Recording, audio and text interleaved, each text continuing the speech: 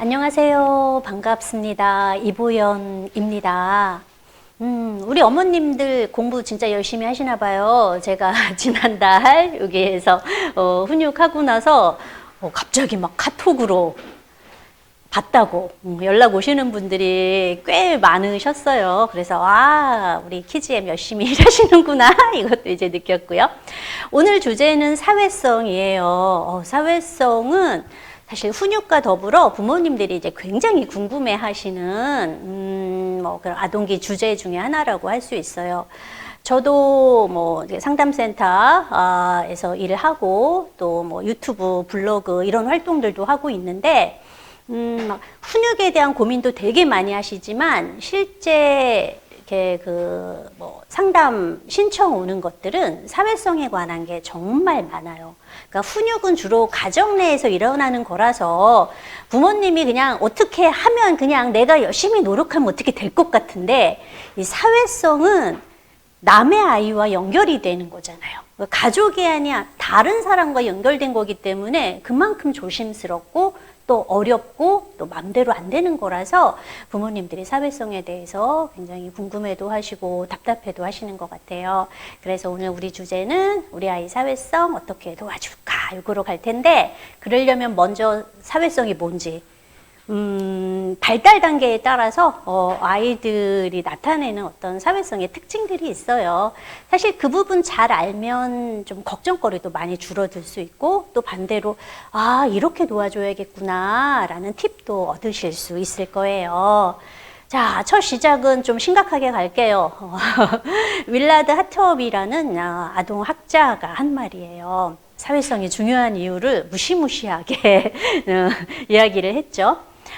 성인이 돼서 성인기의 적응을 가장 잘 예측하는 요인은 우리는 지능지수, 학교에서 공부 잘하는 거 이런 거 막 생각하잖아요. 그런데 지능지수도 학교 성적도 아닌 다른 아이들과 잘 어울리는 정도이다. 이렇게 얘기를 했어요. 그러니까 사회성이 성인기의 어떤 성공적인 삶, 적응을 가장 잘 예측한다라는 거죠. 다른 아이들이 좋아하지 않거나 공격적이고 방해하는 아이, 그리고 다른 사람들과 친밀한 관계를 유지하지 못하는 아이는 심각한 위험 상태에 놓여 있다고 볼 수 있다라고 이제 유명한 아동 학자가 이렇게 아주 단정적으로 얘기를 했습니다. 그만큼 사회성이 중요하다라는 것을 강조하기 위해서였겠죠. 그럼 사회성에 어려움이 있다면 도대체 어떤 일들이 일어날 걸까? 여러 연구 결과들 그리고 아이들을 십수년 동안 추적한 종단 연구 결과들은 다음과 같은 이야기를 하고 있어요.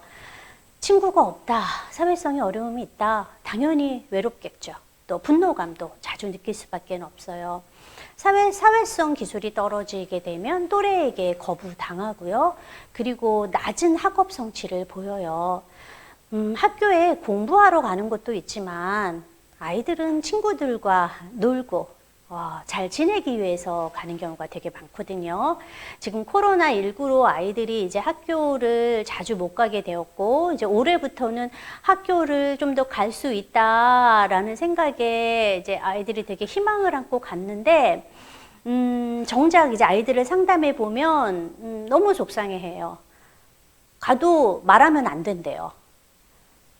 화장실 가는 거 빼놓고는 쉬는 시간에 자기 자리에 앉아 있어야 되고 다 뛰어서 있어야 되고 같이 말도 못하고 아이들은 학교에 공부하려 가겠다는 초등학교 아이들은 제가 거의 본 적이 없고 다들 학교 가서 친구랑 놀 생각을 하는데 그게 이제 안 되니까 다 이제 재미가 없어지는 애들이 정말 많아졌어요.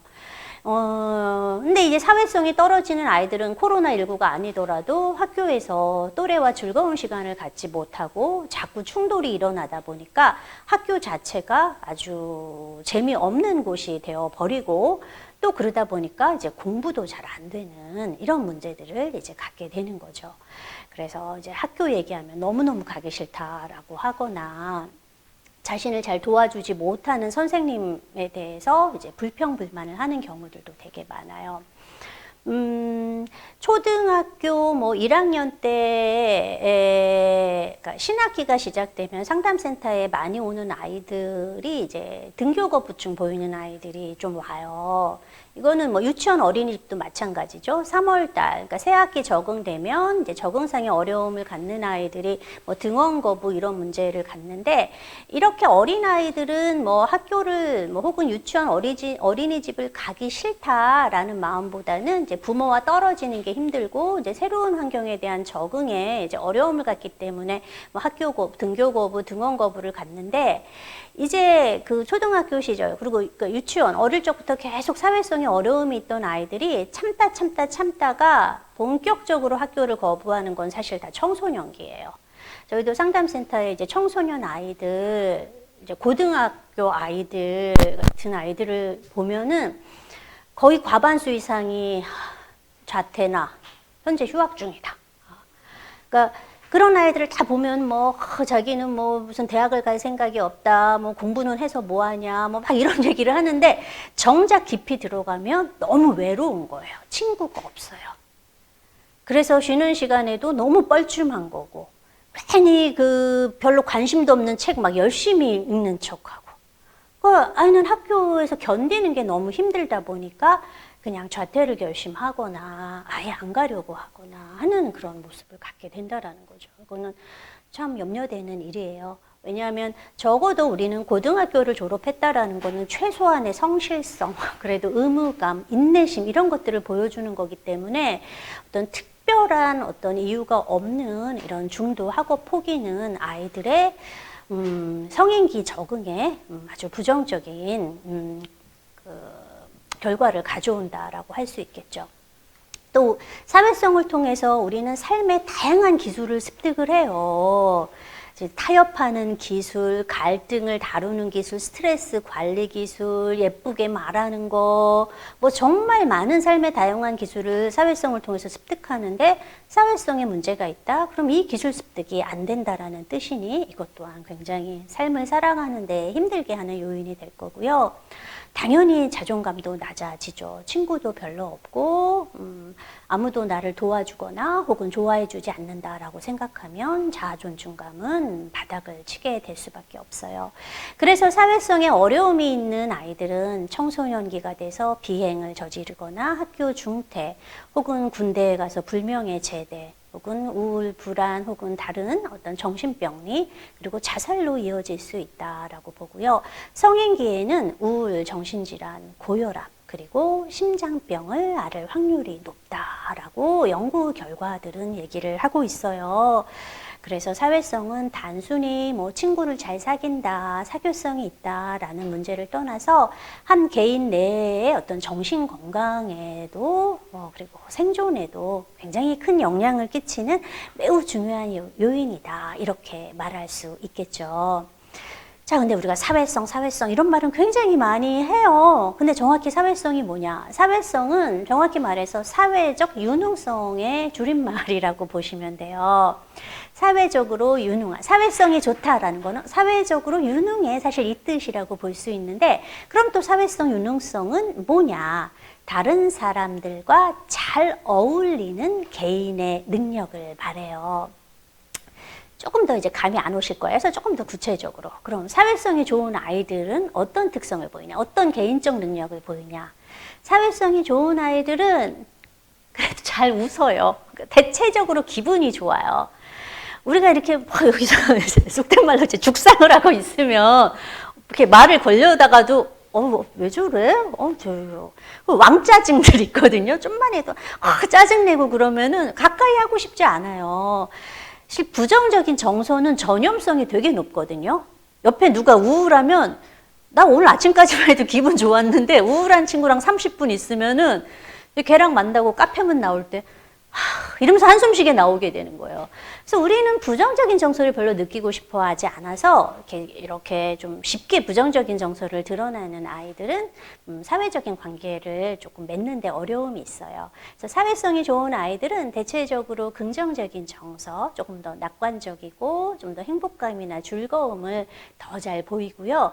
그리고 사회성이 좋은 아이들을 보면 대체적으로 활동에 기꺼이 참여해요.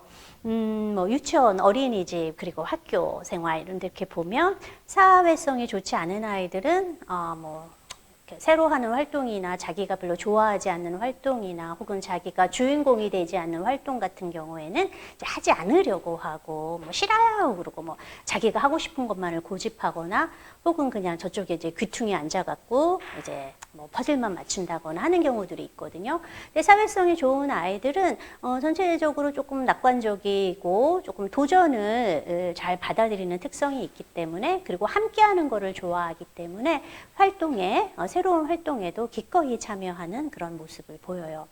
또 이거 되게 중요한데, 사회성이 좋은 아이들은 대체적으로 거절이나 실망스러운 사건에 적절히 대처한다라고 해요. 친구들과 놀다 보면은 뭐 싫어, 뭐 아니야, 뭐 이런 거절 받을 수 있잖아요. 같이 놀자 그러는데 나 지금 안 되는데?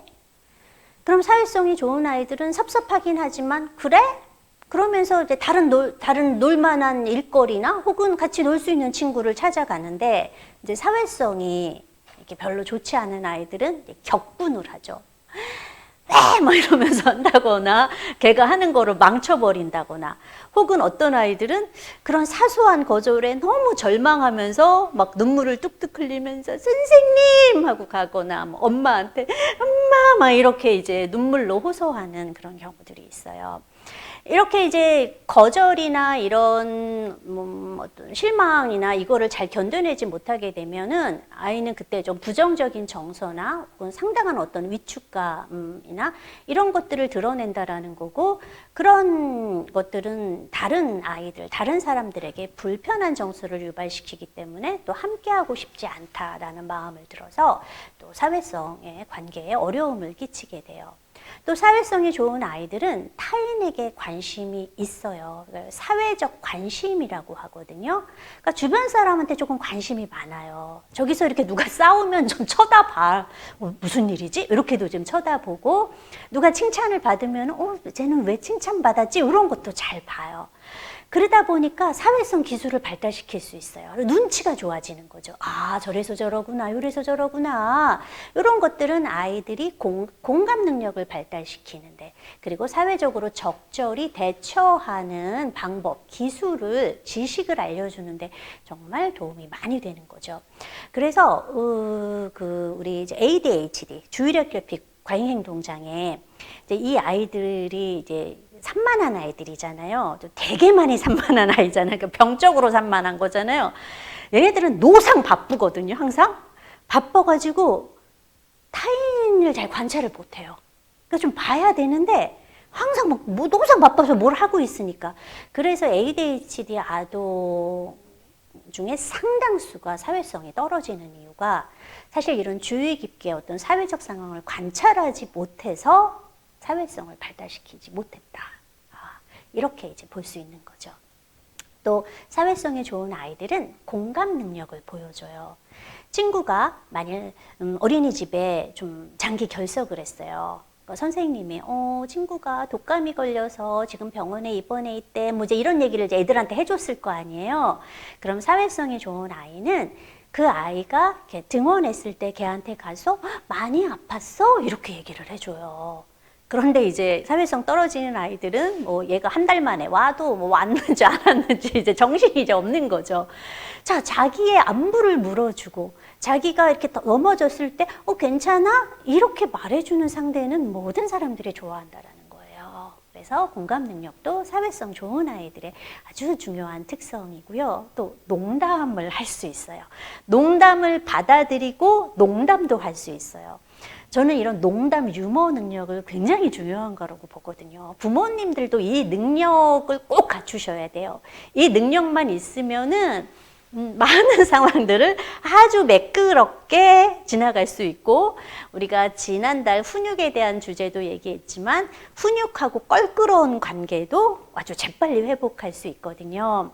그래서 제가 이제 아이들 상담을 하다 보면 정말 사회성이 이렇게 좋은 아이들은 제가 농담을 해도 편하게 받아들이고 자기도 거기에 맞춰서 저한테 농담도 해서 되게 하하호호 거리면서 이 시간을 보낼 수 있는데, 어떤 아이들은 이게 저렇게 화낼 만한 일인가? 라고 이렇게 느낄 때가 있어요. 얼마 전에 이제 놀이 평가를 하는데 이제 같이 막 재밌게 놀았어요. 근데 이 아이가 자기가 경찰관을 했거든요. 그래서 경찰관을 막 해서 이제 제가 이제 그 도둑 역할이었잖아요. 그 도둑하면서 아저씨, 이제 경찰관한테 아저씨 뭐 잘못했어요. 그랬더니 얘가 갑자기 아저씨 아니거든 이러면서 화를 내는 거예요. 너무 당황했죠. 저런 거 가지고.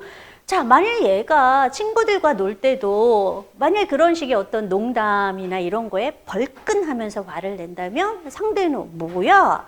저는 어른이니까 이 아이가 그런 부분이 부족하구나라고 또 오해를 했구나라고 생각해서 설명을 해주면서 이어나갈 수 있었지만, 같은 또래는 이 아이가 화를 내게 되면 뭐야? 이러면서 그냥 떠나가 버릴 수 있게 된다라는 거예요. 그래서 처음에 놀이를 시작했더라도 놀이가 계속 유지되지 않고 그냥 끝나버리게 되고, 그럼 그 아이는 또 아무도 나와 놀아주지 않아, 나를 좋아하지 않아, 또 이런 걱정거리가 생길 수 있겠죠.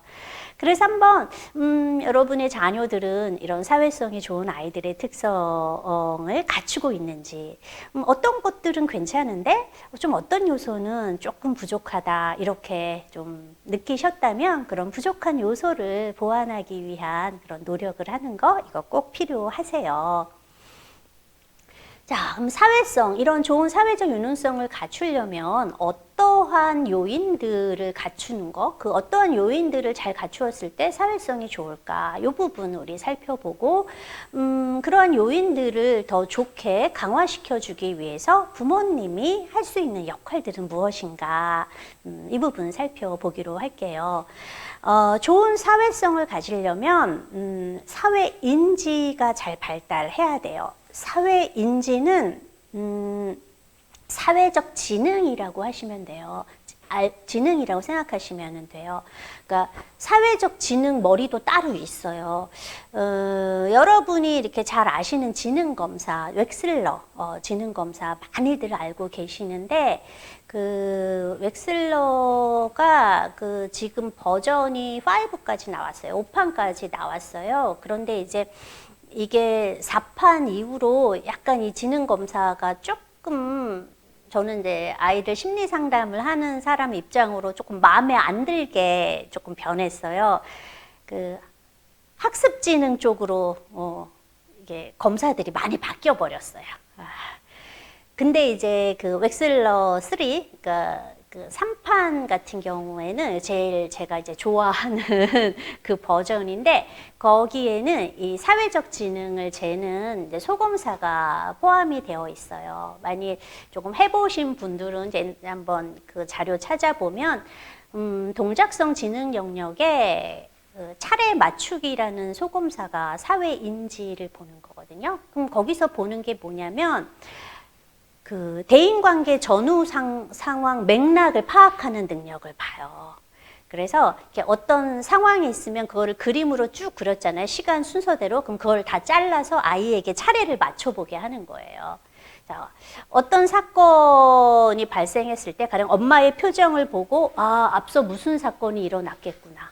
혹은 이 상황, 자기가 엄마가 아끼던 컵을 깬 후에 어떤 일이 일어나겠구나, 이런 거를 추론할 수 있어야 되거든요. 그러니까 쉽게 말해서 사회적 눈치라고 할 수 있어요. 그래야 아이는 지금 상황이 이렇게 돼서 저 사람이 화난 건 이것 때문이고, 내가 이렇게 하면 이런 결과가 오겠구나, 이거를 빨리빨리 파악을 해야 사회적 상황에 아주 유연하게 잘 대처할 수 있거든요. 그런데 요게 떨어지는 아이들이 있어요. 물론 이 사회 인지에는 그렇게 사회적 상황의 전후 맥락 파악하는 특성과 더불어 사회적 규칙 규범을 이해하고 아는 지식도 함께 이제 포함이 되고 있는데 사회적 규칙 규범을 알아도 이 눈치가 떨어지게 되면은 상황 자체를 잘못 해석하는 거라서 아무 소용이 없어요. 그런데 아까 말씀드린 것처럼 ADHD 아동 같은 경우에는 이런 사회적 상황에 주목을 잘 안 하기 때문에 그 맥락 파악을 되게 못하는 경우들이 있고 또 어떤 아이들은 이 눈치 자체가 되게 떨어지는 아이들도 있어요. 그리고 어린 유아들도 이 눈치가 많이 떨어져요. 이게 이제 경험이 많으면 많을수록 눈치가 좋아지는 거잖아요. 보통 사실 2돌 정도 되면 비언어적인 메시지를 이해하고 해석하는 능력이 꽤 좋아져서 다른 사람의 어떤 얼굴 표정이나 목소리 톤 같은 거를 이제 듣고 아, 저 사람이 화났구나 혹은 저 사람이 이제 농담하는구나 이런 것들을 캐치할 수 있지만 조금 더 둔감한 아이들은 명확하게 말해주지 않으면 잘 몰라요. 그러니까 그리고 아이들은 지식이 너무 적어요.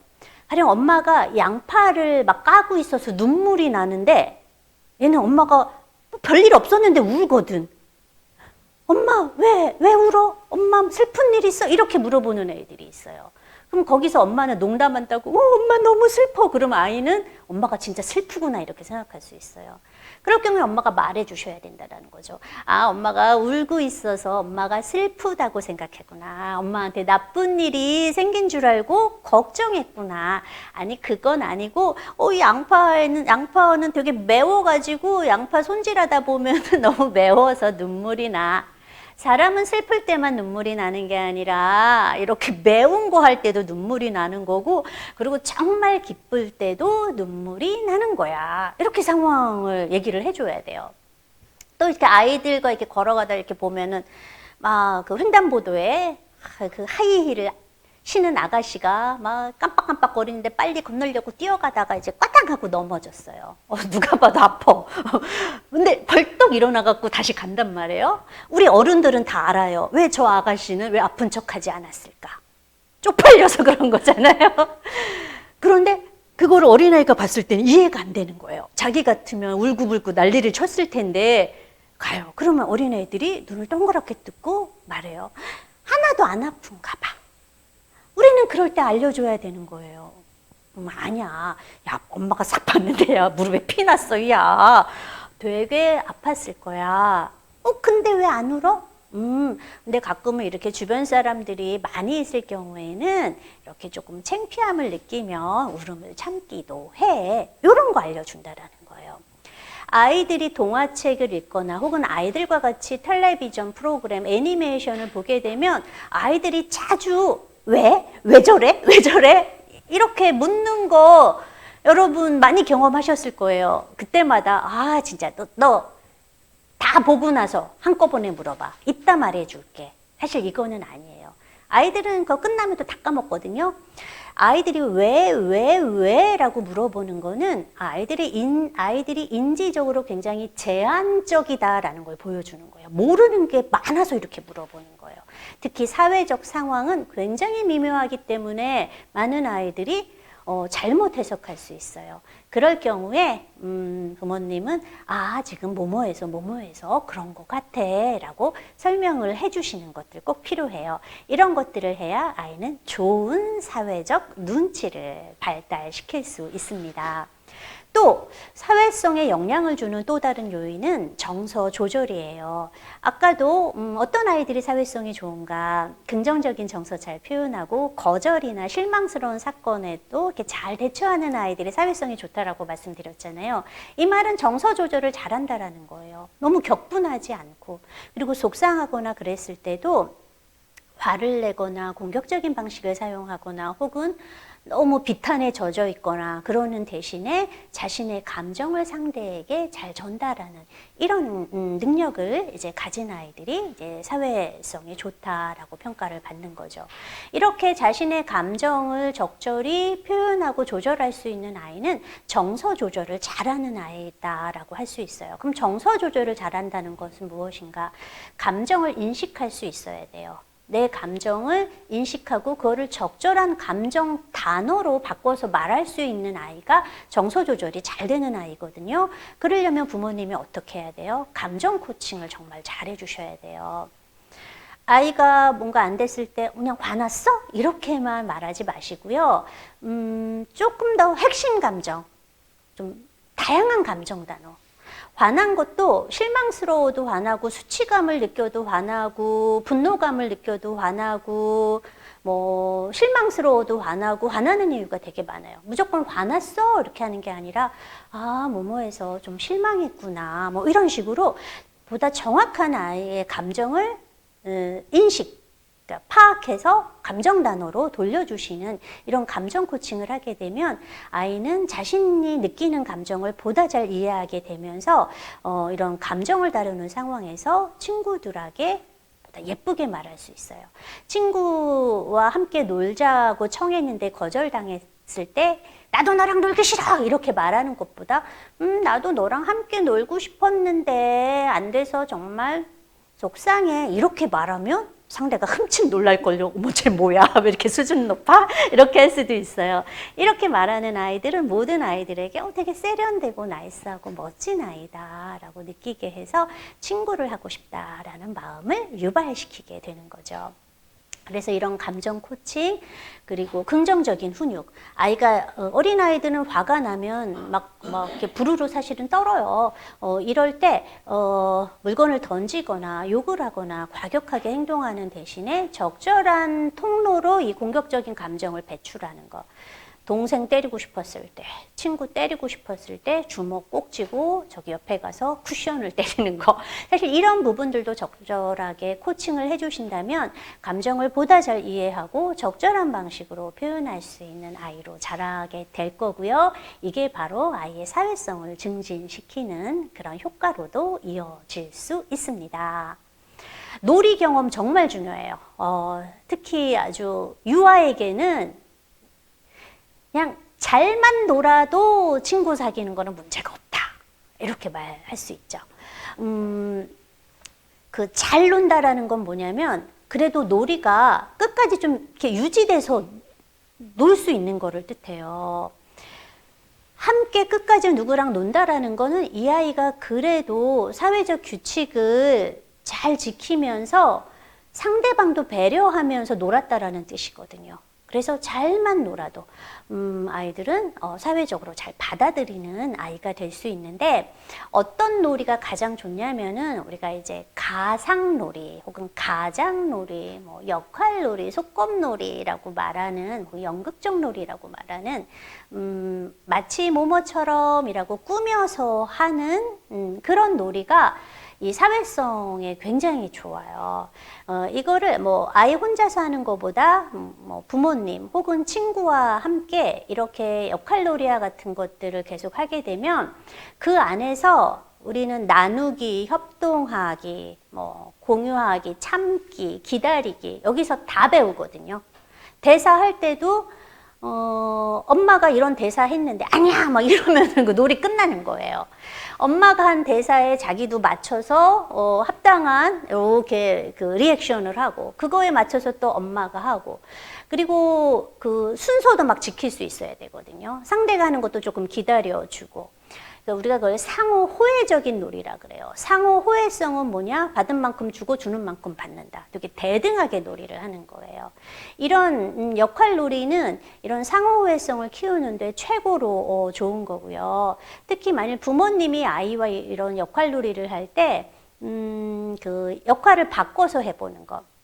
아마 많이들 해보셨을 텐데 이렇게 엄마 아빠 놀이 아이들이 한때 되게 좋아하거든요. 혹은 뭐 유치원 그냥 어린이집 갔다 와서 선생님 놀이도 애들이 굉장히 많이 해요. 이럴 때 아이가 뭐 엄마나 아빠, 선생님 역할을 하고 부모님이 이제 아이 역할을 해주잖아요. 그럼 이거를 통해서 애들이 뭘 배우냐? 공감 능력, 타인 조망 수용 능력을 배워요. 엄마가 매일 아침마다 얘 밥 먹이는 거로 전쟁을 했거든. 그때는 뭐 아이는 뭐 자기가 뭘 잘못했는지도 몰랐는데 자기가 엄마야. 그리고 엄마는 애야. 근데 거기서 놀이를 하는데 엄마가, 그러니까 애 역할을 하는 엄마가 계속 나 밥 먹기 싫어! 막 이런 거를 하거든요. 그러면 막 애들이 엄마가 했던 말 그대로 따라하면서 먹어야 돼. 그래야 키가 크지. 막 이런 것들을 해요. 양치하기 싫어. 그러면 양치 안 하면 이가 썩어. 막 이런 것들을 해요. 이런 거를 하면서 아이는 와, 엄마도 되게 힘들었겠구나. 그리고 자기 스스로 뭐뭐 해야 된다라고 얘기를 하면서 그래 맞아 뭐 이렇게 느끼게 되거든요. 그래서 이러한 역할놀이는 아이의 어떤 사회성을 높이는 데 가장 중요한 거니까 가정에서 꼭 부모님들이 해보시는 거 중요하고요. 그리고 그런 규칙이 있는 게임놀이 같은 것들도 사회성의 영향을 굉장히 많이 줘요. 근데 그 어린아이들은 아직 그 경쟁을 받아들이기에 너무 취약하기 때문에 만 5세 이하일 경우에는 지나치게 경쟁적인 게임, 보드게임보다는 조금 더 신체, 레크레이션과 같은 신체 놀이가 가미된 그런 놀이를 그 게임을 통해서 기본적인 기다리기, 차례 지키기, 그리고 승패 받아들이기 이런 것들을 열심히 가르쳐 주시면은 훨씬 아이 사회성에 도움이 많이 될 거예요. 또 사회성에 영향을 주는 또 다른 요인은 언어예요. 언어 정말 중요하거든요. 상담을 하다 보면은 사회성, 특히 어린 유아 같은 경우에 보통 만 3, 4세 이런 아이들 그런 경우에는 언어가 늦은 경우에 사회성에 큰 문제를 겪는 경우를 정말 많이 봐요. 말 자체가 늦은 아이들도 있고 말은 별로 늦지 않는데 그 발음, 조음이 상당히 불분명해서 아이가 하는 말을 한 50%도 알아듣기가 힘든 경우가 있어요. 그럼 아이는 막 열심히 자기 딴에 막 열심히 말을 했어요. 근데 상대는 뭐? 어른은 그래도 막 어떻게든 알아들으려고 노력을 하고 뭐 친절하게 되물어 주지만 또래들은 얄짤없습니다. 뭐? 말 이상하게 면박을 주고 그냥 가버리거든요. 그러다 보면 아이는 자존감이 확 떨어지게 되고 그리고 화가 나요. 그래서 말보다 뭘 하냐? 행동을 통해서 문제를 해결하게 되는 경우가 있죠. 그래서 언어는 아이들이 그 대인관계를 맺는데 결정적이다라고 할 정도로 중요하고 특히 만 3세가 넘으면서 대부분의 상호작용, 의사소통은 언어를 통해서 이루어지기 때문에 언어가 조금 지연되었거나 발음이 좀 지나치게 많이 뭉개진다거나 혹은 그 자기 표현은 언어 유창성과 조금 다른 얘기예요. 막 알고 있는 지식은 막 아주 진짜 말을 잘해. 뭐 티라노사우루스는 백악기에 살아갖고 막 이런 거는 얘기 되게 잘하는데 정작 기분 같은 거 물어보면 너는 지금 기분이 어때? 혹은 선택 결정 같은 거 시키면은 말 못하는 애들 되게 많아요. 이런 아이들은 이런 사회적 관계는 굉장히 정서적인 어떤 자기의 이야기를 많이 하는 상황이거든요. 이럴 때는 의사소통을 제대로 못한다라는 뜻이에요. 그래서 좀 언어가 조금 지연되어 있거나 발음상의 문제가 있거나 혹은 자기 표현이 떨어진다라고 생각되면은 이 부분에 대한 적절한 도움, 개입 주시는 것도 반드시 고려하셔야 합니다. 또 사회성에 영향을 주는 요인은 뭐가 있냐? 성인의 격려예요. 어떤 집은 우리끼리만 행복해. 그냥 그 타인을 약간 배제하면서 우리끼리 놀러 가고 우리끼리만 막 하는 경우가 있어요. 그런 분위기는 너무 가족 중심으로 간다라는 거예요. 그래서 아이가 또래와 어울릴 기회를 별로 주지 않아요.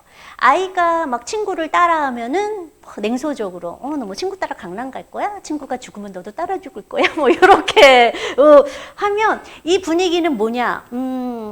우리는 이런 또래 가족의 다른 사람들 이런 대인관계는 좀 별로야. 우리는 우리 가족끼리만 잘 지내기를 원해. 그리고 너는 또래보다 가족에게 무조건 충성해야 돼. 요 메시지를 계속 주는 거거든요. 그럼 아이는 눈치가 보여요. 사실 지금 이제 영유아기 자녀를 두신 분들은 이렇게 딱 감이 안 오겠지만 아이들이 조금 더 크면 한 초등학교 한 4학년만 돼도 가족끼리만 여행 가는 거 이제 별로 안 좋아해요. 누구랑 같이 가는데? 또래랑 같이 놀고 싶고 친구랑 놀고 싶고 다른 대인관계를 되게 원하거든요. 그래서 아이들은 점점점 자라면서 가족의 품을 떠나서 어떤 다른 세상으로 자기만의 관계를 만들어가는 거로 가는 게 정상적인 발달이에요. 그렇기 때문에 우리 아이가 사회적인 관심을 갖고 또래와 놀고 싶어 하고 다른 대인관계를 기웃거리는 거에 대해서 너무 비판하시면은 안 되고 오히려 활발한 대인 교류 경험을 제공해 주시는 거 이게 되게 중요하죠. 그래서 옛 어르신들이 다 이런 말 했잖아요. 품 안의 자식이다. 정말 맞는 말이에요. 그래서 아이는 한동안 품을 떠나서 자기 세상을 만들겠죠? 그러다가 언제 돌아올까요? 다 늙으면 돌아와요. 그 형제자매 관계도 10대 때가 제일 왼수거든요, 애들이. 그리고 그 20대, 뭐 30대, 뭐 이런 성인기에도 사실 형제자매 관계는 조금 소원해요. 그 얼마 전에 그 영국 황실에, 그 해리 왕자. 이가 이제 떠났잖아요, 왕실을. 이게 그 우리가 가족 관계가 배우자와 관련이 굉장히 많거든요. 성인기 형제자매 관계는 배우자에 따라서 되게 확 갈라지기도 하고, 되게 끈끈해지기도 하는데, 우리 해리 왕자도 이제 배우자가 이제 적응을 잘 못하고 힘들어하면서 이렇게 확 떠나가 버렸잖아요. 이제 그래서 조금 소원해지는 시기를 갖다가 더 이제 나이가 이제 들어서 노인이 되면은 또 기소 본능처럼 또 다 모여서 산다니까 좀 아이가 이렇게 커가는 거 계속 귀여운 우리 아기로 남아줬으면 좋겠지만 이 아이도 살아가기 위해서는 독립을 해야 하고 독립이 잘 되려면은 좋은 사회성 갖는 거 정말 정말 중요하니까 대인 교류 경험 열심히 제공해 주시고 격려해 주시면은 아이가 더 반짝반짝 빛나는 어떤 사회적 존재가 될 수 있을 거예요. 그런데 이제 제가 잠시 앞서서 말씀드린 것처럼 발달 특성을 알아야 된다. 제가 상담을 하다 보면은 그 유아기 자녀를 둔 부모님들이 정말 막 걱정하시면서 이렇게 토로하시는 문제들이 이렇게 있는데 사실 그거는 유아기 아이들의 발달 특성을 보면 그럴 수 있어 라고 생각되는 부분이에요. 무슨 그럴 수 있어 라고만 그치면은 안 되죠. 아이들이 더 좋은 쪽으로 발달할 수 있도록 격려해야 되는 게 성인의 역할이니까 도와줘야 하지만 그래도 너무 걱정은 하지 말라는 거예요. 제가 이제 그 유아기 아이들의 사회성과 관련해서 부모님들한테 이제 자주 듣는 어떤 뭐 질문 혹은 걱정거리가 이렇게 뭐냐면,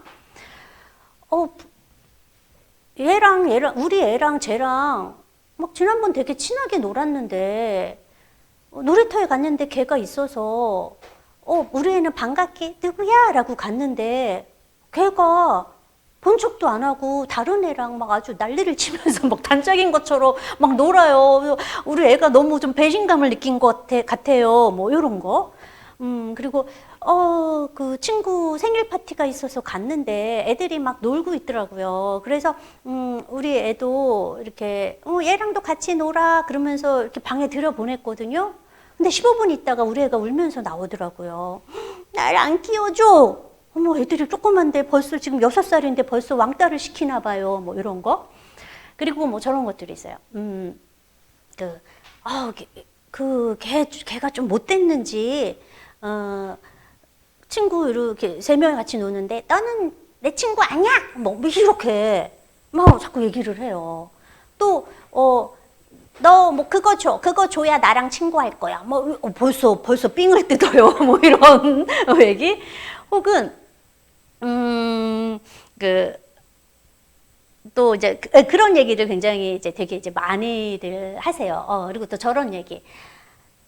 우리 애가 얘랑만 놀고 오면 집에 와서 그렇게 투덜투덜대요. 걔가 뭐 어떻게 하고 자기한테 못되게 군 거 되게 얘기 많이 하거든요. 걔 싫다라고 되게 얘기 많이 하는데 또 걔랑 또 놀고 있어요. 난 진짜 이해가 안 돼.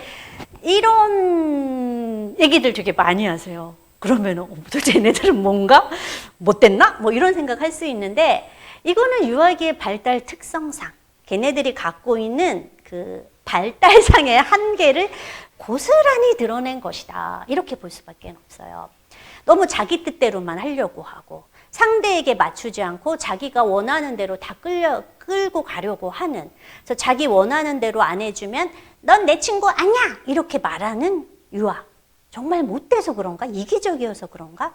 사실 그렇기보다는 유아기에는 자기중심성이 굉장히 높은 시기예요. 자기중심성이 높아서 그래요.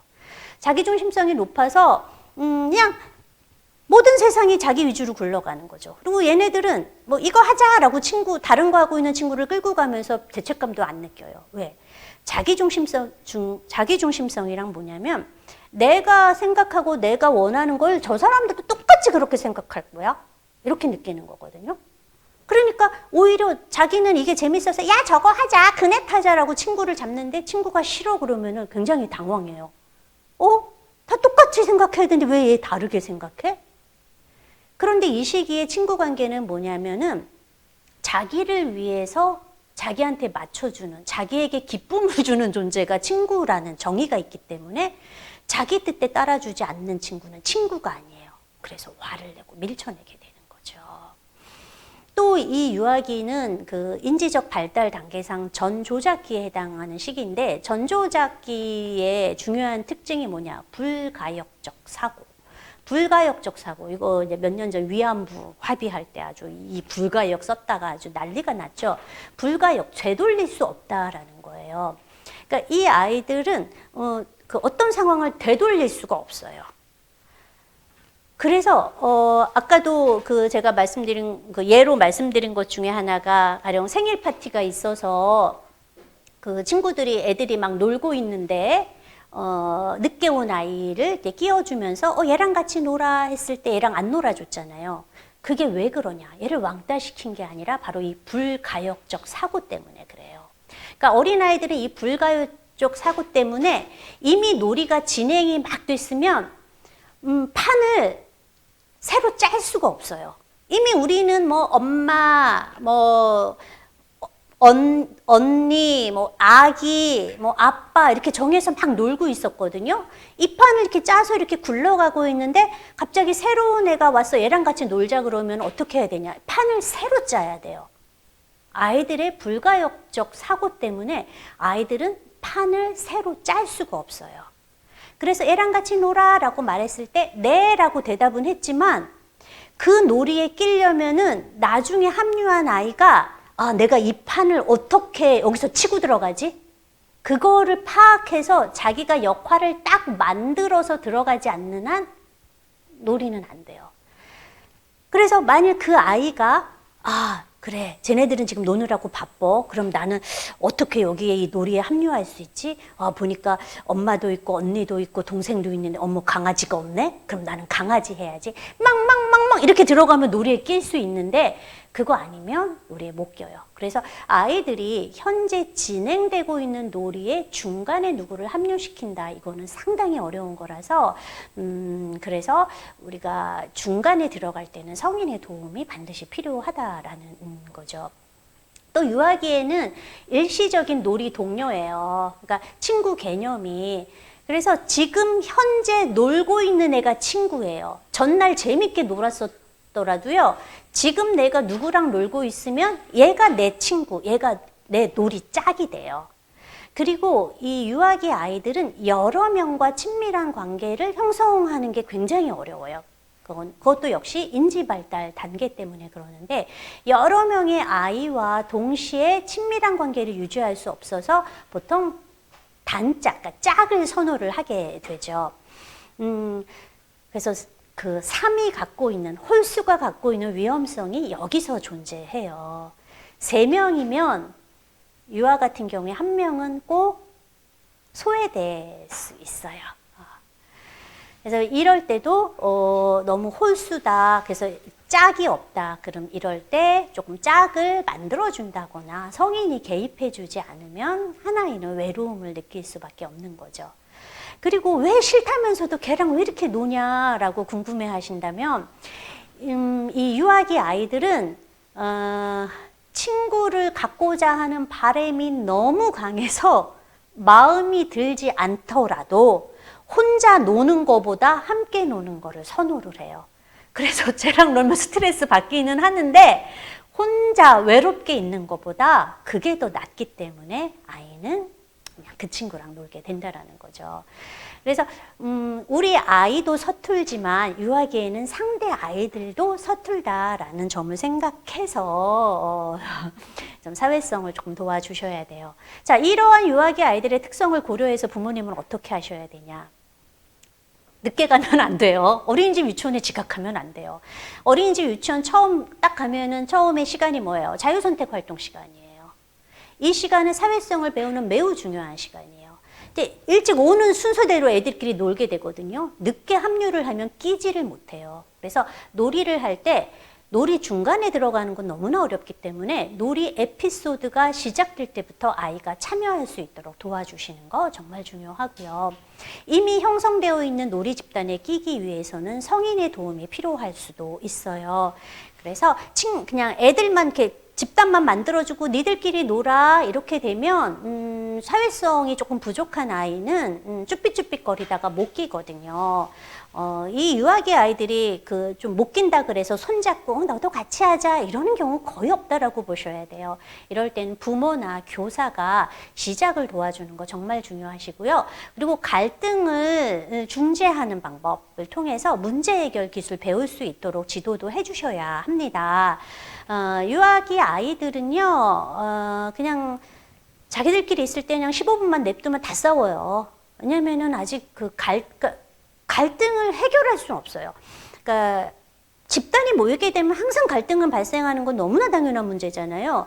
그런데 이 아이들은 인지적인 제한점 때문에 이런 어떤 갈등들을 유연하게 중재할 수 없으니까 그냥 놀이가 끝나게 되고 사회적 관계가 그냥 파탄나게 되는 거거든요. 그래서 갈등 중재를 잘할 수 있는 방법, 성인으로부터 꾸준히 배워야 한다라는 거예요. 그럼 어떻게 또래 간 갈등을 중재하냐? 뭐 형제 간 갈등, 뭐 또래 간 갈등, 어떤 집단 사이의 갈등을 중재하는 방법.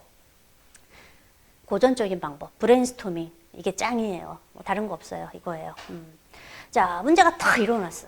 그럼 이제 처음부터 문제가 애들이 야 할 때마다 어머 무슨 일이니 이렇게 가지 마세요. 그래도 우리는 적어도 7초에서 10초는 기다려줘야 돼요. 왜? 운이 좋으면은 자기들끼리 해결할 수도 있거든요. 그럴 때는 막 어머 너희들이 했구나라고 칭찬 막 해주면 되는데 좀 약간 이렇게 갈등이 목소리가 조금 커져 보니까 자기들끼리 해결을 못할 것 같아. 그러면 싹 가야 되는 거예요. 그래서 말하는 거죠. 무슨 일이 일어난 것 같구나. 아까까지는 되게 재밌게 잘 노는 것 같았는데 목소리가 커졌어. 그래서 중재 과정을 시작하고 그리고 여기서 각 아이들이 이제 뭐 서로 뭐 이거 내 거야 라고 한다면 각 아이의 관점을 분명히 정의해 주셔야 돼요.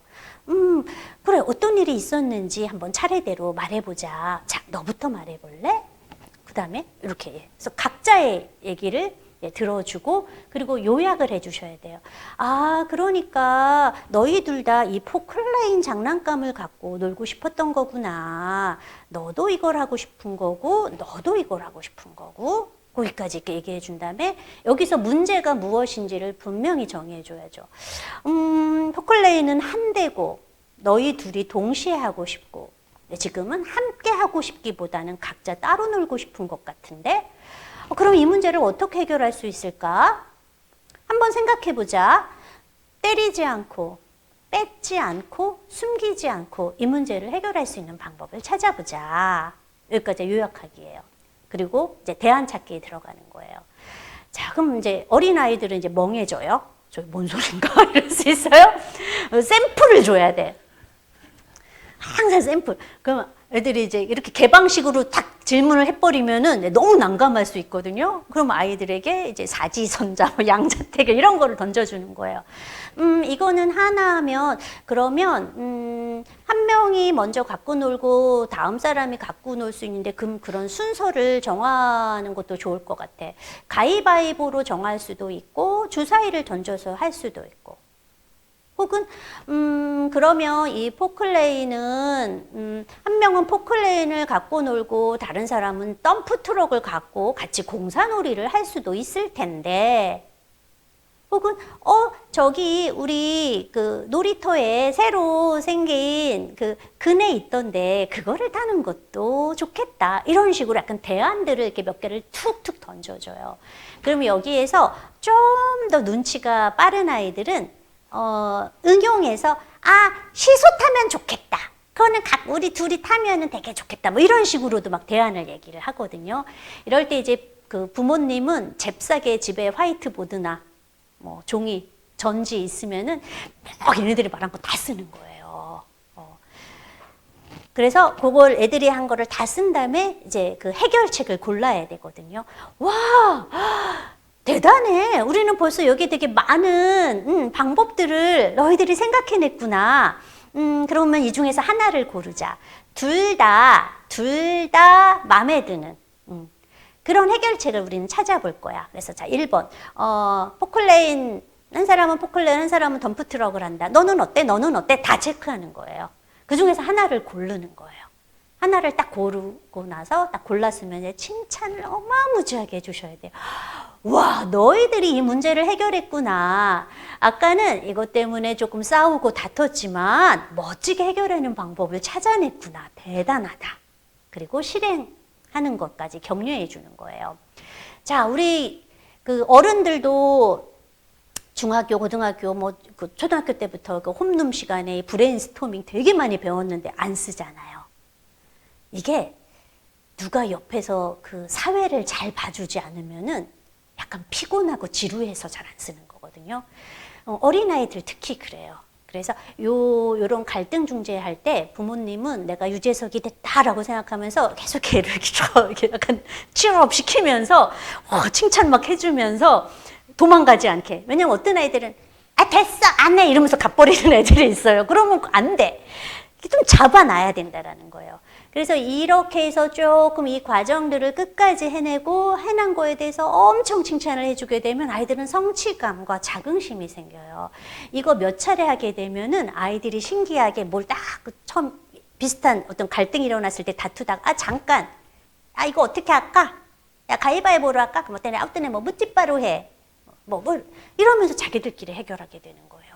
그러면 그때 지켜보다가 또 박수 쳐주고 칭찬해주고 이래야 나중에 문제 생겼을 때 뭐 집어던지지 않고 욕하지 않고 나이스하게 갈등을 중재하고 모든 사람에게 환영받는 아이로 성장할 수 있게 됩니다.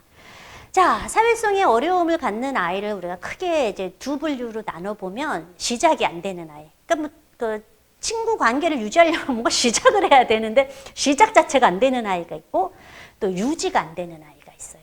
어떤 아이가 시작이 안 되냐? 사실 조금 소심한 아이. 혹은 이렇게 너무 좀 위축되어 있고 이렇게 되면은 아까 말한 것처럼 또래들은 먼저 막 다가가기보다는 자기가 알아서 막 해야 되는 것들 있죠. 이런 애들이 이제 친구 관계 자체를 만들지 못해서 이제 사회성 발달이 안 돼요. 그러니까 이런 시작이 안 되는 아이라면 성인이 또래와 함께 할 수 있는 기회를 제공해 주셔야 되고, 조금 더 적극적인 상대와 어떤 짝을 맺을 수 있게 해서 좀 친구 따라 해볼 수 있게 도와주는 것도 좋고요. 서로의 이름을 알게 하는 거는 사회성에 굉장히 중요해요. 우리가 그 시골 이렇게 가면은 막 다 이제 진돗개가 다 백구 아니면 황구 막 이름이 없거든. 그러니까 키우다가 잡아먹는 거예요. 사실 그 이름을 갖는 게 되게 중요해서 얘, 쟤 그게 아니라 서로의 이름을 알게 하게 되면은 다음에도 만났을 때 이름을 부르면서 조금 더 친근감을 느끼니까 친구의 이름, 서로의 이름을 알게 하는 거 좋고요. 그리고 유사성 굉장히 중요해요. 모든 전 세계 인종, 나이 불문하고 친구를 사귀는 가장 큰 원리는 유사성의 원리예요. 그래서 서로 비슷한 점을 찾을 수 있게. 어머, 와, 너도 파란색 좋아하는 것 같구나. 다 파란색이야. 어머, 얘도. 얘는 이름이 뭐뭐야. 근데 얘도 파란색 좋아하는데 너희들이 좋아하는 색깔이 똑같구나. 이러면서 약간 어거지일 수 있겠지만 이게 자꾸 유사성을 발견할 수 있도록 도와주는 거 필요하고, 아까 말씀드린 것처럼 놀이 에피소드가 시작될 때부터 아동 참여시키는 것도 대단히 중요합니다. 그리고 너무 소심하고 위축되어 있으면은, 친구가 안녕? 나랑 놀자. 그래도 이렇게 고개를 이렇게 새침하게 있고 막 모른 척하고 이럴 수 있어요. 그러면은 친구가 이렇게 자기가 말을 건넸는데도 제가 아무런 반응이 없으면은 좀 뻘쭘하면서 딴 애한테 가버리잖아요. 그런데 걔가 가버리고 나면 또 엄마한테 매달리면서 친구가 갔어. 막 이러거든요. 얘는 알아야 돼. 내가 이렇게 리액션을 안 하는 게 상대에게 어떤 기분, 어떤 어떤 반응을 불러일으키는지. 너는 조금 부끄러워서 그랬지만 친구는 그게 너가 고개를 돌리고 대답을 하지 않아서 자기랑 놀고 싶지 않다고 생각했나 봐. 조금 부끄럽지만 너는 친구와 놀고 싶으니까 조금 용기를 내서 친구가 이렇게 놀자라고 할 때 그래 라고 말을 하거나 그것도 조금 부끄러우면 고개를 끄덕여 보자 이런 거 가르쳐 주셔야 되고요. 또 유지가 안 되는 애 처음에는 막 친구를 되게 잘 사겨. 그런데 좀 이따 보면 혼자 남는 애들이 있어요. 왜 그러냐? 이런 아이는 아까 이제 시작이 안 되는 애는 좀 소심한 아이라면 유지가 안 되는 아이는 조금 공격적인 행동을 하는 아이예요. 그래서 막 자기식대로 조금 자기중심적으로 조금 하려고 하거나 자기 말만 하거나 이런 아이들이거든요. 그래서 유지가 안 되는 아이라면 조금 더 상대방 말도 경청하고 적절히 반응할 수 있는 대화 기술 또 도와줘야 하고 이 아이는 나의 이런 행동이 또 다른 사람에게 어떤 느낌을 주고 어떤 영향을 주는지 친구 관계와 관련된 그런 이야기 나눠보고 그런 책도 함께 읽어보는 거 좋고요. 그리고 상대의 의도를 부정적으로 해석하게 되면 자주 싸움이 일어나서 또 놀이가 끊기거든요. 그래서 상대의 의도를 긍정적으로 해석할 수 있도록 또 도와줘야 하고 평소 협력적인 활동, 놀이도 많이 해서 이런 사회적 관계가 꾸준히 유지될 수 있게 도와주시고요. 역할놀이 정말 좋다 그랬잖아요. 역할놀이를 통해서 문제 해결 방법도 알게 해주고 갈등 중재를 통한 문제 해결 방법도 익혀주시는 거. 이 부분에 이제 유념하셔야 합니다. 자, 사회성에 대해서 오늘도 후루룩 했는데요. 더 궁금하신 사항 있으실 거예요. 그건 Q&A 시간에 질문 올려주세요.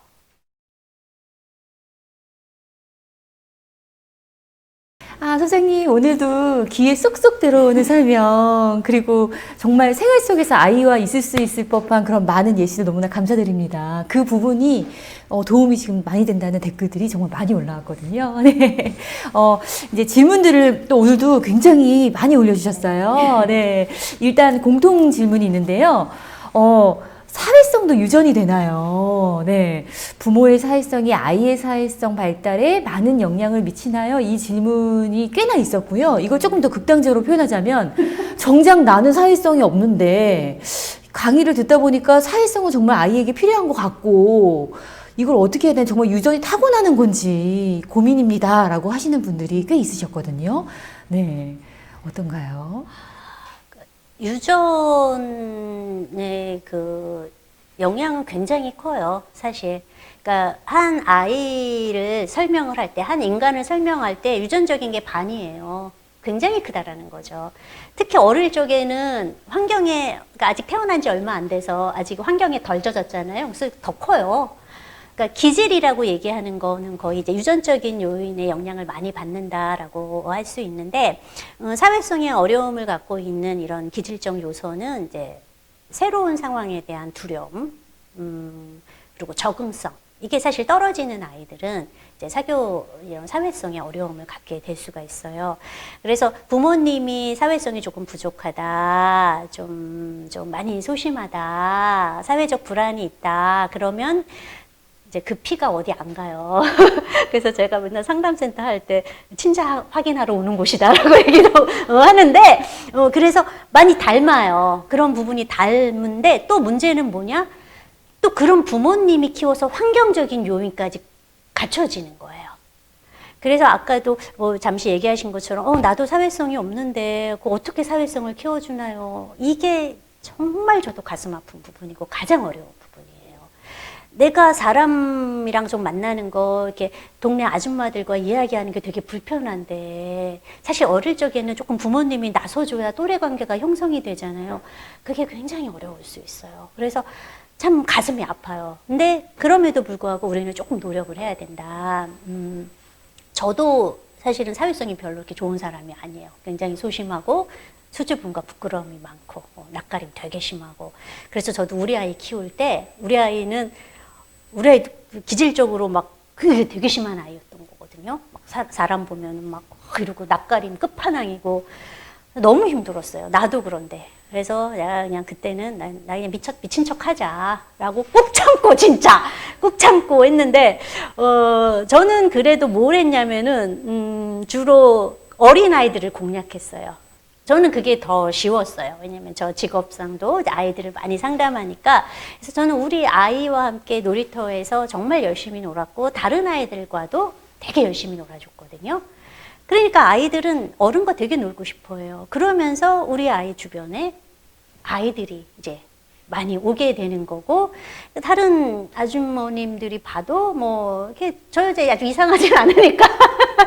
그러면서 이렇게 노는 것들을 허용하고, 그리고 그 중에 또 괜찮은 또 분들이 또 있거든요. 좀 나랑 맞는. 그럼 이제 그런 분과 이제 친밀한 관계를 형성하게 되면 그게 하나의 통로가 돼서 이렇게 넓어지는 일들이 생겨요. 그리고 이제 이 사회성이라는 거 꼭 친구 관계뿐 아니라 다양한 사회적 관계를 말해요.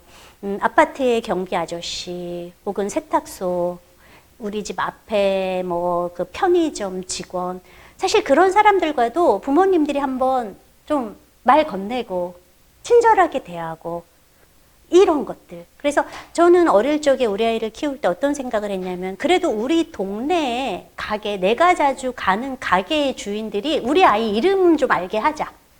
그래서 우리 아이 많이 데리고 인사도 하고 그냥 가벼운 대화로 나누면 어느새 그 세탁소 아저씨가 지수야 뭐 이렇게 말도 걸거든요. 사실 그런 노력부터 너무 나는 부끄러워 라고 뒤로 숨지 말고 그런 노력부터 하시면 되고, 그리고 배우자 중에 한 분이 좀 나보다 사회성이 낮다. 그럼 그쪽이 통로인 거예요. 회사 아빠가 좀 괜찮으면 뭐 회사 동료들과 같이 모임도 마련하고, 집에 좀 사람들도 와야 되고요. 남의 집도 가봐야 사회성을 좋아하죠. 마실 다니는 건 너무나 중요한 경험이니까 조금 더 용기 내셨으면 좋겠어요. 혼자 산다면야 가능하지만 부모이기 때문에 네 노력해야 된다는 거 좀 깊게 좀 와닿습니다. 자, 그러면 채택된 질문들 보도록 할게요. 첫 번째 이제 김선홍님이세요. 네, 모르는 사람들에게 말을 먼저 걸고 본인의 인적 사항을 다 얘기해요. 성격이 좋은 건지 아니면 다른 문제가 있는 건지 사실 너무 궁금했어요. 가족에 대한 인적사항을 모르는 사람에게 다 얘기하는데 이건 아니다 싶어 어떻게 지도해야 할지 궁금합니다. 그냥 둬도 될까요? 라고 하시네요. 요즘과 같은 세상에는 이제 약간 이제 불안한 마음도 드실 거예요. 이제 개인 정보가 이제 고스란히 이제 드러나니까. 그런데 아이가 이렇게 다른 사람에게 막 스스럼 없이 다가간다라고 하는 거는 뭐 이제 어느 정도인지는 살펴봐야 하지만, 가끔 이제 너무 이렇게 관심과 인정의 욕구가 많은 아이들도 저래요. 우리는 소리는 오지랖이 넓네 막 이렇게 얘기할 수 있는데, 그러니까 다른 사람에게 관심을 받고 싶은 마음이 굉장히 많기 때문에 그거를 이제 다가가는 한 수단으로서 계속 이제 말을 하게 되는 경우가 있는데, 이게 어떨 경우에는 잘 먹힐 때도 있지만, 어떤 경우에는 물어보지도 않았는데 제가 왜 이렇게 말을 해? 그러면서 약간 불쾌감을 느끼는 사람들도 있어요. 그래서 조금 적절한 선에서 조율해 주시는 거는 필요해요. 근데 막 그 자리에서 뭐 아이 옆구리를 막 찌르거나 혹은 뭐 화를 내거나 하는 것보다는, 그거는 평소에 이제 아이와 이야기를 나누면서 너는 이렇게 사람에 대한 호기심이 많아서 이렇게 인사도 잘하고 자기소개도 잘하는 건 정말 좋은데, 그런데 그 엄마 아빠 나이, 집 전화번호, 야 주소는 야 그거는 얘기하지 말아야 뭐 이제 이런 정도로 얘기해 주시고, 왜냐면은 이거 이렇게 법에도 막 그런 거를 이렇게 너무 알리는 거는 좋지 않다니까 그건 하지 말고 이렇게 얘기해 주시고요. 그런데도 아이는 알았어 그래도 좀 이따 또 까먹어요. 그게 애들이거든요. 그래서 만일 또 어떤 사람이 왔어. 근데 애가 조짐이 다가가는 것 같아. 이런 조짐이 딱 들잖아요. 그러면서, 뭐, 인사하고, 나는 누구예요? 몇 살이에요? 무슨 유치원 다녀요? 거기까지는 이렇게 잘 들어주다가, 약간 인터셉트 하시면 돼요, 중간에. 안녕하세요. 뭐, 이렇게 엄마가 조금 껴들어도 되고, 뭐 그 사람의 어떤 특징을 보고 시장 가시나 봐요. 그래서 엄마가 조금 중간에 껴오면은 아이가 그런 말을 안 하거든요. 그러면서 뭐 그 사람이 아이에 대한 관심을 이렇게 보여주면은 질문을 하면 이제 거기에 대한 대답을 하는 쪽으로 이제 유도해 주시면 되세요. 그래서 어린아이가 처음부터 끝까지 내가 어디까지 말해야 되고 어디까지 안 해야 되고 이건 모르기 때문에 그 라이브로 다 지도해 주셔거든요. 그래서 이렇게 조금 끌어당길 때 이제 그 질책이나 비난이 아니라 약간 유머러스하게 혹은 관심사를 이렇게 싹 전환시키는 이런 방법으로 하시는 게 가장 자연스러웠죠. 그리고 평소에 요런 아이는 말이 많은 아이라는 뜻이에요. 말이 많고 관심과 인정의 욕구가 많은 아이이기 때문에 가정에서 조금 더 말도 잘 들어주시고 관심, 인정, 애정보다 적극적으로 표현해 주시는 것들 필요하세요. 네. 아니, 지금 소장님 말씀하시는 거 들으면서 아까 해주셨던 그 어떤 유머와 스킬이 들어 있으셨어요. 지금 대답을 해주시면서도. 그래서 지금 오늘 강의 중에도 소장님처럼 조곤조곤하게 또 예쁘게 아이에게 말해야겠어요. 이런 얘기들도 정말 많으셨거든요. 이런 스킬들을 좀 닮아야겠습니다. 네. 자, 그럼 두 번째 당첨 채택되신 질문은요. 채택되신 분은 나현진 님이세요. 다른 친구에게 싫은 소리를 잘 못하는 것도 사회성이 낮은 건가요? 친구가 요청하는 걸 안 해주면 그 친구가 속상해할 거라고 걱정하며 본인이 하고 싶은 걸 잘 못하고 맞춰주려고 하며 스트레스 받아 하는 경우가 있어서요. 라고 하셨습니다. 그러니까 보통 이제 그 유아기 아이들의 그 친구 관계의 개념이나 이런 거를 보면 저러지는 않아요. 그러니까 대부분의 아이들은 그냥 뭐 만 3세에서 6세는 친구 관계가 그냥 일시적인 놀이 동료. 그리고 나한테 맞춰주는 게 친구야. 그리고 만 한 5세에서 9세는 그냥 자기한테 기쁨을 주는 그런 애가 일방적인 도움. 날 도와줘야 제가 친구야. 이렇게 생각하는 거라서 굉장히 자기 중심성이 강한데 그 아이들 중에서 좀 소심하고 그리고 자의식이 되게 강한 아이들이 있어요. 그러니까 주변 사람들의 평가, 지적 이런 거에 굉장히 예민한 아이들이 있어요. 그래서 이런 애들은 갈등이 너무 싫어. 갈등이 일어나는 게 너무 겁나기 때문에 그냥 좀 피하고 그냥 상대가 하자는 거를 맞춰주고 그러면서 또 그거를 제가 슬퍼하잖아, 싫어하잖아 라고 하면서 좀 합리화도 시키는 아이들이 있어요. 그래서 이제 이런 아이들은 이제 사회성 자체가 낮다라기보다는 좀 어떤 주변 의식을 굉장히 많이 하고 좀 자기 주장성이 좀 떨어진다라고 이제 볼 수 있죠. 근데 이제 이렇게 친구가 슬퍼하잖아, 뭐 하잖아, 이렇게 애들 되게 말 많이 하면은, 또 이타심이 또 저렇게 끝장인데 내가 그거를 또 어떻게 해줘야 되나 막 생각을 하잖아요. 근데 제가 이제 상담을 하다 보면 이제 이런 아이들을 이제 자주 만나요. 근데 이제 제가 이렇게 쓱 물어보거든요. 아이가 그럼 친구가 슬퍼하잖아요, 뭐 하잖아요. 그래서 뭐 다 양보를 해줬대. 그래서 제가 쓱 물어봐요. 근데 너 마음 같아선 진짜로 어떻게 하고 싶었어? 이렇게 물어보면 이렇게 때리고 싶었어요. 나 이렇게 얘기를 해요. 근데 그렇게 못하는 거예요. 왜냐면 그렇게 됐을 경우에 후폭풍이 너무 걱정이 돼서.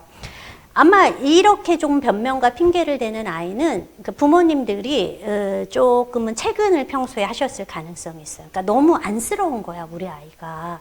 그래서 야, 그럼 너도 그렇게 한다라고 말해야지. 왜 맨날 그랬어? 라고 부모님이 좀 염려가 되니까 약간 그 걱정되는 게 조금 약간 비난하는 식으로 그러잖아! 이렇게 하게 되면 아이는 나 또 이거 갖고 또 혼나네?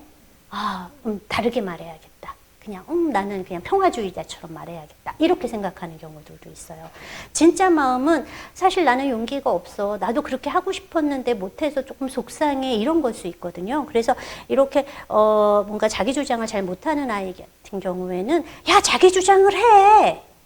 이렇게 말하기보다는 너도 그렇게 하고 싶었구나. 그런데 좀 그러면 이렇게 될까봐 그때 참았던 거구나. 라고 일단 마음을 좀 알아주는 게 첫 번째고요. 그리고 마음을 충분히 공감해 준 다음에 그 다음에 그런데 그거는 너가 그렇게 말해도 괜찮은 거야. 왜냐면 그리고 너가 그렇게 말하는 게 그 친구를 도와주는 걸 수도 있어. 그거는 공동의 물건이기 때문에 함께 순서를 정해서 해야 하는 거고 그 친구도 순서를 지키는 거를 배워야 하는 거니까 뭐 이렇게 말해주면 되고요. 더 중요한 건 뭐냐? 이렇게 말해준다고 달라지는 거는 없어요. 아이들은 실행에 옮기는 게 너무나 어려운 거기 때문에 그 상황이 일어날 때 적절히 개입해 주셔야 돼요. 가령 얘가 먼저 잡았는데 우리 애가 먼저 잡았는데 친구가 내가 할 거야 라고 뺏었을 때 우리 애가 속수무책으로 있다. 그럼 그럴 때 야! 이러면서 따라가면 안 되고 왜냐면 갈등을 해결하는 모습을 내가 보여줘야 되잖아 좋게. 그럴 때 딱 들어가서 나이스하게 제지하면서 아 너도 이걸 하고 싶었구나. 그런데 지금은 이거는 얘가 하고 있었던 거였거든. 그러려면 먼저 얘한테 물어봐야 해 라고 가르쳐줘야 된다라는 거예요. 그러니까 우리의 문제는 뭐가 있냐면 많은 부모님들이 자 갈등 상황에서 우리 아이는 참는 아이예요. 그리고 상대 아이가 또 문제를 일으켰어요.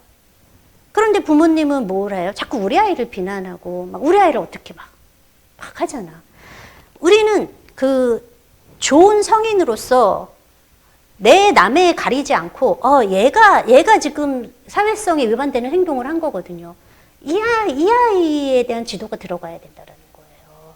그거를 애들 문제가 어른 싸움으로 비화되지 않게 나이스하게 해줘야 하는 거고, 너가 이걸 하고 싶으면 친구한테 먼저 부탁해야 돼. 물어봐야 하는 거야. 라고 해서 그 아이가 만약 친구한테 물어봐도, 그러니까 해도 돼? 라고 물어본다면 바로 이 아이한테 칭찬해주면 돼요. 와, 아유, 아줌마가 그렇게 해야 된다라고 했는데 그 말을 참 잘 따랐네. 아유, 기특해. 해주면 지켜보던 걔 엄마도 뭘 안 하거든요. 그래서 좀 그런 식으로 해서, 그런 거를 자꾸 보여줘야 우리 아이도, 이걸 내가 자기 주장을 해도 되는 거구나. 왜냐면 여건이 그거를 주변 성인들이 그거를 봐주는 거고 성인이 또 그렇게 하더라고 요구를 했잖아요. 그러면서 조금씩 용기를 갖춰 나가는 것이다. 이렇게 생각하셔야죠. 사회성을 기르도록하는 환경을 부모가 좀 잘 만들어주는 것도 정말 중요한 것 같습니다. 네, 소장님 오늘 무엇보다 제가 굉장히 기억에 남는 단어가 뭐냐면은요, 멋지고 세련되고 나이스한 아이를 키우자. 이 말이 계속 남아요. 그래서 우리 오늘 부모님들이 같은 마음이실 텐데요. 우리 아이들 사회성을 위해서 함께 노력해 주셔서 우리 아이가 그렇게 세련되고 멋지고 나이스한 아이들로 자랐으면 좋겠습니다. 오늘도 너무 애써 주셨습니다. 감사합니다. 감사합니다.